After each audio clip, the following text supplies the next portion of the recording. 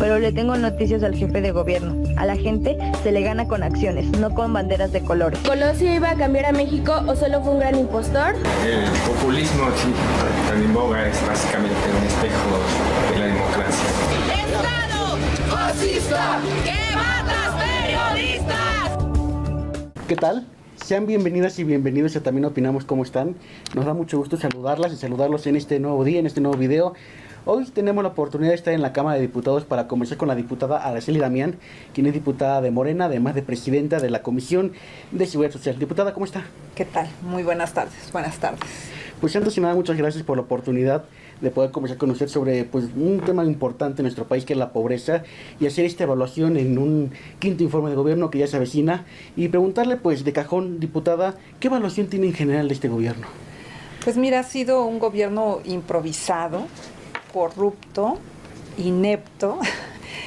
Tiene, por ejemplo, en el área de desarrollo social, pues a alguien que se ha reconocido como operador político del gobierno y que pues es lamentable que utilicen la principal secretaría encargada de la lucha contra la pobreza para la cuestión electoral, que ha sido muy clara y que fue muy claro en el Estado de México.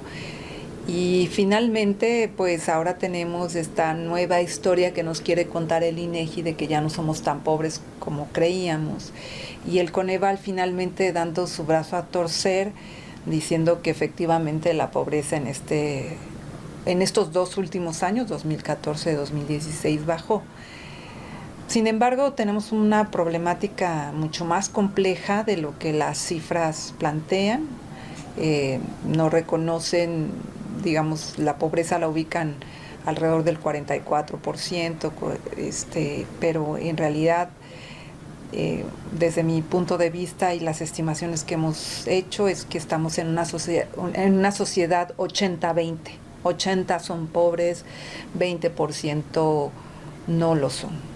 80% de la población vive algún tipo de carencia, ya sea en materia de educación, salud, ingreso, vivienda, y solamente tenemos un 20% en el que tiene satisfechas sus necesidades humanas.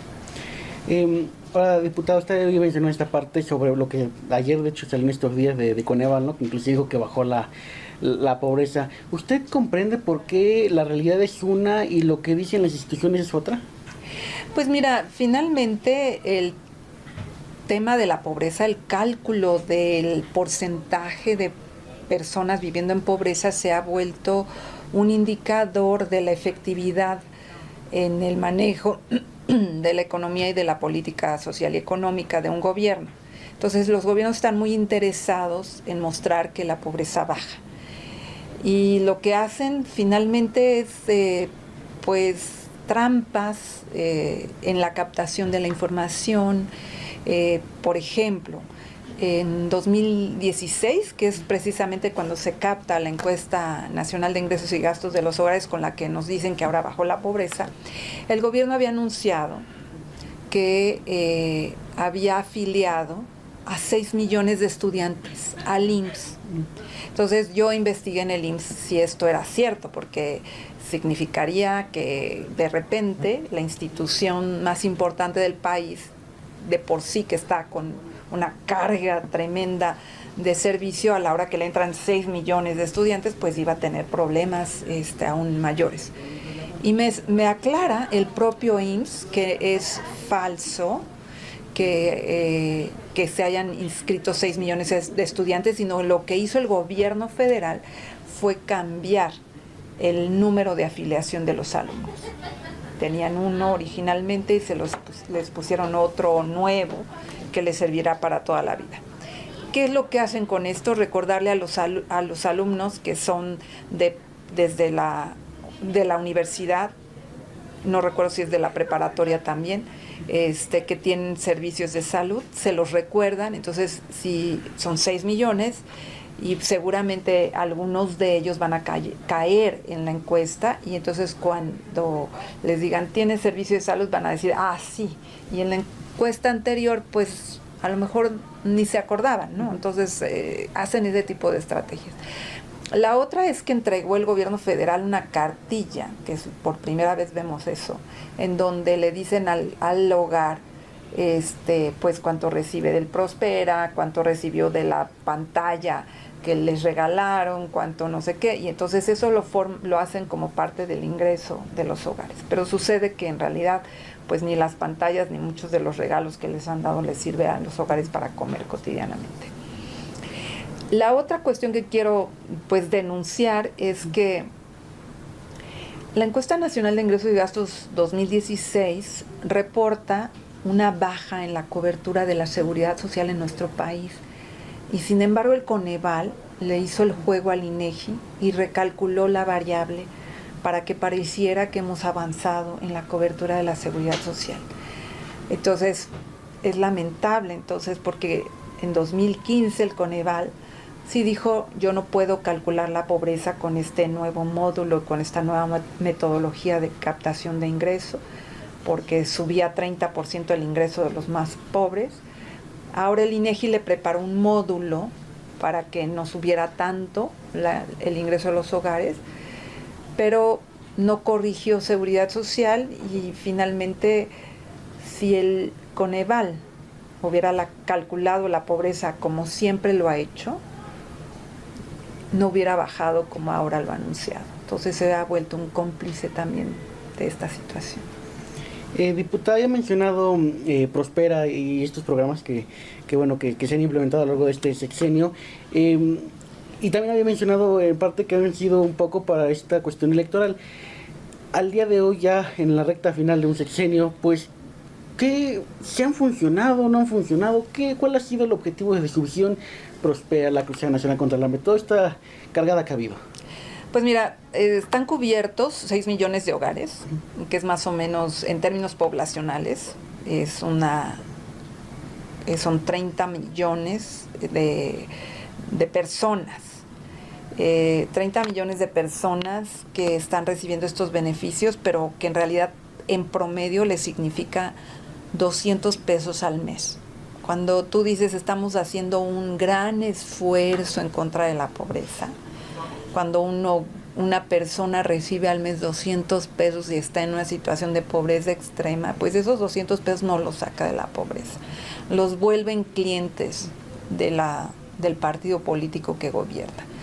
Y son utilizados estos programas, precisamente se los ofrecen a cambio de voto, o los amenazan de que si no votan por tal o cual partido se les va a quitar, va a desaparecer el programa, van a eliminar a la comunidad como parte de los beneficios de este programa.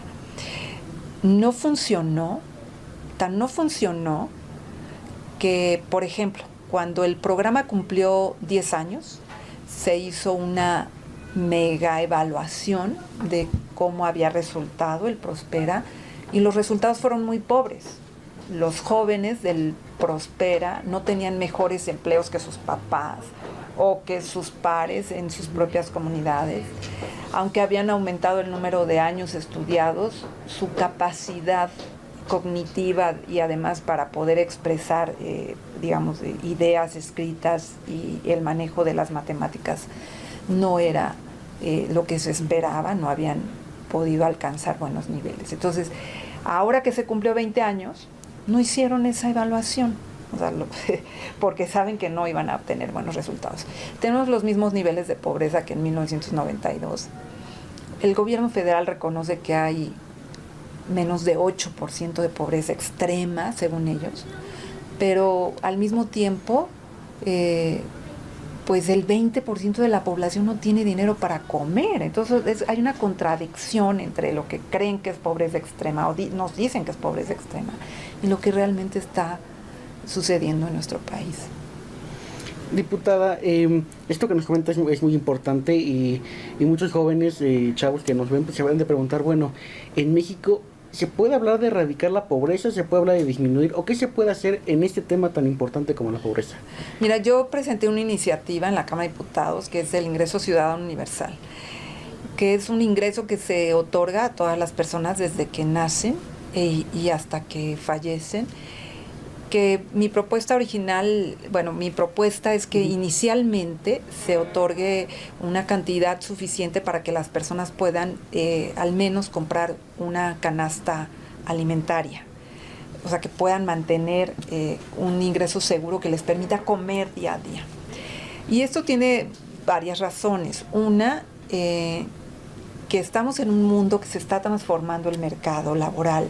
La tecnología está llevando a una reducción relativa de las oportunidades de empleo. Cada vez hay más personas educadas, pero menos oportunidades de empleo en términos relativos. Y esto, pues, es resultado de este proceso. Por ejemplo, ahora cada vez hay más robots, no nada más en la industria como estábamos acostumbrados, sino también en los servicios, los bancos. Por ejemplo, todos estos cajeros automáticos, pues antes eran personas las que realizaban esos trabajos.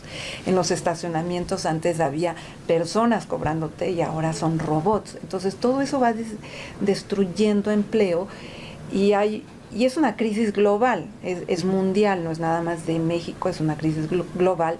Los grandes pues empresarios están conscientes de lo que está pasando, están hablando también de este ingreso ciudadano universal.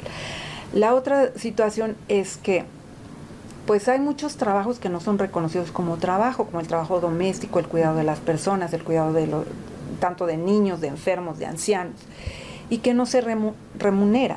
Entonces no basta con ese salario rosa que quería poner el tipo que ganó el Estado de México, el del Mazo. Sino que realmente se tiene que reconocer que es importante ese trabajo. También hay otras actividades que son importantes, que es, por ejemplo, el trabajo comunitario, ¿no? Digamos, hay gente que, pues debido a las largas jornadas laborales, no tiene esta posibilidad de participar comunitariamente y seríamos una sociedad mucho más buena, más sana. Y la otra es que los propios estudiantes, por ejemplo, como ustedes, pues se enfrentan a restricciones financieras de sus padres. Entonces, pues estudiar teniendo la garantía de que tienen algo mínimo, en lugar de meterse a trabajar en estos empleos de medio tiempo o actividades que les distraen de su principal actividad, que es estudiar, pues les daría esa oportunidad de poderlo hacer libremente y realmente profundizar en lo que ustedes quieren hacer. Yo creo que es la salida, porque el capitalismo está en crisis y tenemos que ir hacia allá. Este punto es muy interesante y me gustaría conocer su opinión en torno a estos empleos outsourcing que surgen.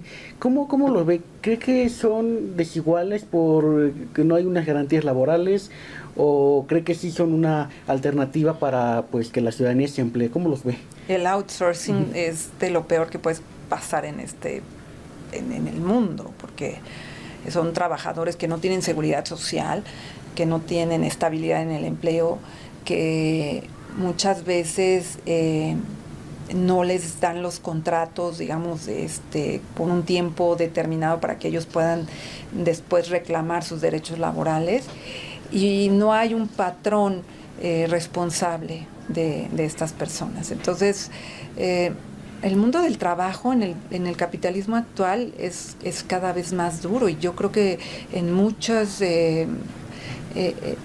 áreas del empleo en México y en el mundo en general, pues estamos igual que en el siglo XIX, en donde pues los trabajadores siempre estaban como en un torbellino y dentro del agua, y a veces su cabeza está fuera del agua y a veces está debajo del agua, como decía Engels.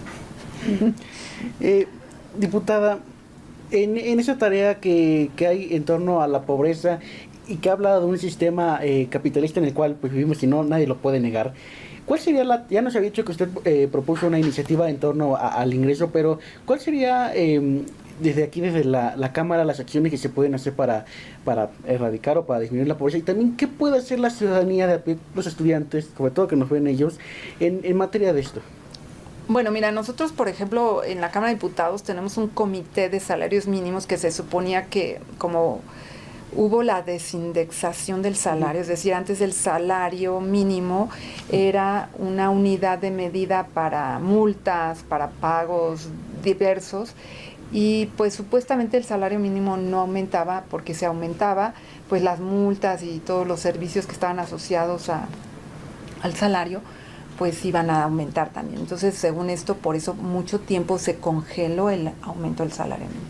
Se aprobó, pues fue una de las iniciativas que en el primer año de esta legislatura se aprobó la desindexación del salario mínimo y se creó un comité de salarios mínimos para analizar los mecanismos desde el Congreso para que el salario mínimo recuperara su valor.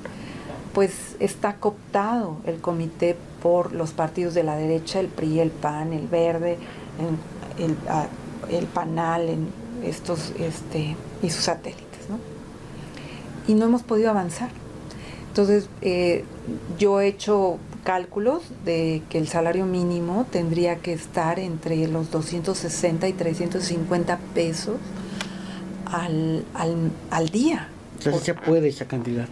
Por supuesto que se puede, los empleadores saben que se puede, ellos están acostumbrados a pagar bajos salarios, pero pues ellos también ya están en una situación en donde no pueden vender lo que se está produciendo. Entonces, y además estamos en una situación de una violencia, de robo generalizado, abuso generalizado. Entonces, pues mejorar los salarios podría ayudar a suavizar la presión que hay en torno a toda esta cuestión de la violencia generalizada, ¿no?